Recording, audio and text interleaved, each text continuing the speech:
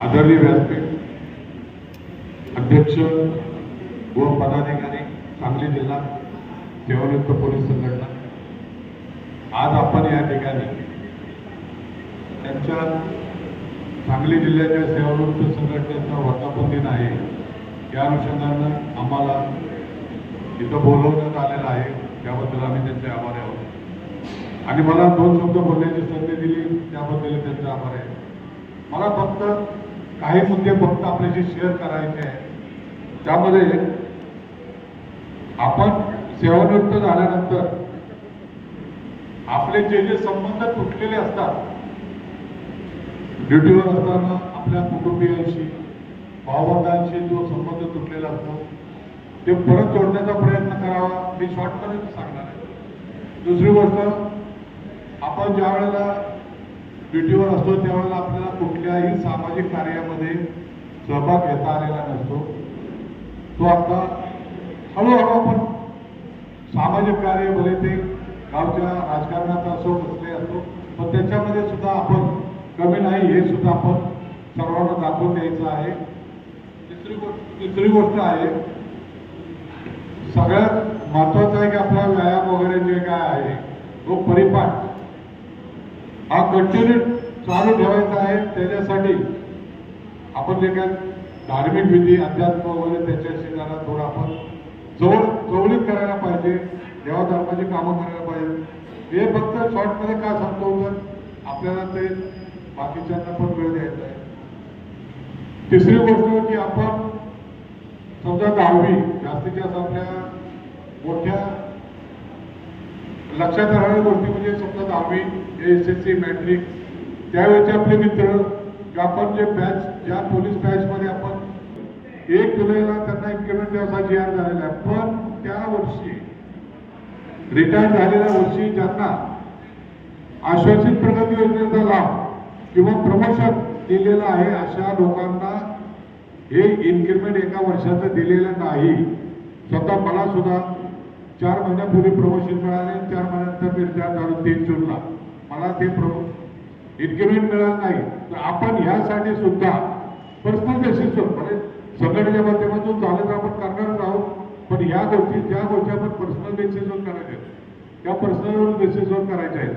दुसरी गोष्ट, या संदर्भामध्ये जर ज्यांच्यावर अन्याय झालेला आहे, अन्याय म्हणण्यापेक्षा नियमानुसार केलेलं आहे, पण समजा त्याच्यातून काय वाट निघते काय हे पाहण्यासाठी उस्मानाबाद धाराशिवचे अध्यक्ष आहेत, त्यांना विनंती करतो की त्यांनी या ठिकाणी आपलं मनोगत व्यक्त करावं। खंडेराव पारखे बोलत, उस्मानाबाद धाराशिवचे अध्यक्ष। सर्व महाराष्ट्रातील सर्व पोलीस बांधव यांना सर्वांना नमस्कार करतो व आपल्या सांगली जिल्ह्यातील सर्व पोलीस बांधव हे स्टेजवरले माननीय असून तसेच खाली बसलेले सुद्धा आमचे ह्याच्यापेक्षा माननीय आहेत, कारण ती आहेत म्हणून आम्ही आहेत। हा ती भेदभाव करणार नाही, तर सर्वांना सर्वांचा मान देतो आणि सर्वांचे नाव परत परत आम्ही जाहीर केलेले आहेत, तरी त्यांना वारंवार नाव घ्यायचं नाही किंवा टाइमपास करायचा नाही। आपल्याला एकच करायचं आहे की आपल्या सेवानिवृत्त कर्मचारी आपल्याला सर्व कुठल्याही हुकमाखाली आपले जीवन जगलेलं आहोत, परंतु आपल्या न्याय हक्कासाठी ज्या गव्हर्नमेंटचा आहे सर्व कर्मचाऱ्याचा आहे, परंतु आपल्याला लाभ मिळवू दिलेला नाही। यासाठी आपण झटत आहोत आणि आपल्याला झटण्याची ताकद श्री दायमा साहेबांनी दिलेली आहे व काही सहकारी आपले सगळे सर्व जिल्ह्यातले उठून बसले, त्यामुळे त्यांनी एकमेकाला साथ दिली, त्याच्यामुळे आज आपण महाराष्ट्र एक झालेला आहोत। त्याचा एकच मूळ मुद्दा आहे, कुठल्याही झाडाला मूळ असल्याशिवाय झाड फुलवत नाही, तसे आपले मूळ आहे तो दायमा साहेब आहेत।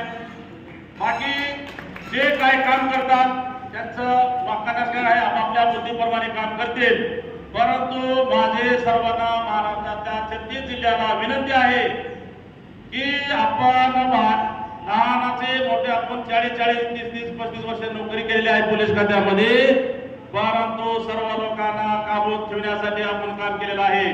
त्या काबूत काम करण्याला एक छोटाशी 10-20 लोकांची संघटना आज फळावर लावून त्यांनी सत्ता कायमच केली महाराष्ट्राची, तशी आपल्याला सत्ता काबीज करायची नाही की आपण कुठले कामकाजासाठी किंवा काही किल्ला जिंकण्यासाठी नाही की आपल्याला जाहीर झालेला आहे महाराष्ट्राने घेतलेला आहे, आपल्या बाबू लोकांनी घेतलेला आहे आणि महसूल कर्मचारी सर्व घेतलेल्या लोकांनी घेतलेला आहे. त्यात आपले दायमा साहेब जी झगडतो आपण ते दायमा साहेबांनी सुद्धा तो लाभ घेतलेला आहे. पोलीस खात्यामध्ये ड्रेस घालून त्याची शाखा वेगळी असते तर तो शाखेप्रमाणे मला मिळाला तसं त्यांना मिळावं असं करून त्या दायमा साहेबांनी जातीने सत्ता प्रत्येक जिल्ह्यात जाऊन स्वतः जागरूक केलेला आहे. DSP साहेबांची भेट घेतलेली असा कुणीही पायरा भिंगरीला बसका माणूस फिरणार नाही. त्यांचे वय आहे 75-76 वर्षाचा माणूस आहे, तो फिरतो कुठलाही रुपयाची अपेक्षा न करता फिरतो. त्याला पाठबळ देणं गरजेचं आहे. तर मला 1-2 दिली बोलण्याची संधी दिली आहे. त्या बोलण्याबद्दल मी एक मार्गदर्शन म्हणून किंवा सगळ्याच्या डोक्यात बी असेल तर मला एकच म्हणायचं की कारण आपण एकाच तारखेला एकाच वेळी एकाच दिवस असा ठरवून सर्व जिल्ह्याच्या मुख्यालय व आपले जिल्हाध्यक्ष का यांना सर्वांना आपले एक निवेदन देणे गरजेचे आहे. एकच तारीख हुकूम शिखर संस्था स्थापन केली तर शिखर संस्थेने जाहीर करावा किंवा कुठली बॉडी असेल त्याने जाहीर करावा की महाराष्ट्रात 36 जिल्ह्याचा एकही जिल्हा राहता कामा नये.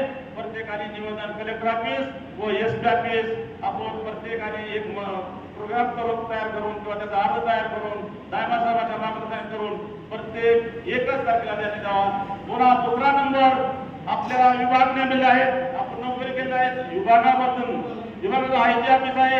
IG ऑफिसला सुद्धा एकच तारीख आणि एकच वेळ द्यावी. आलं लक्षात तर तो त्याची मान्यता सगळ्यांनी मिळून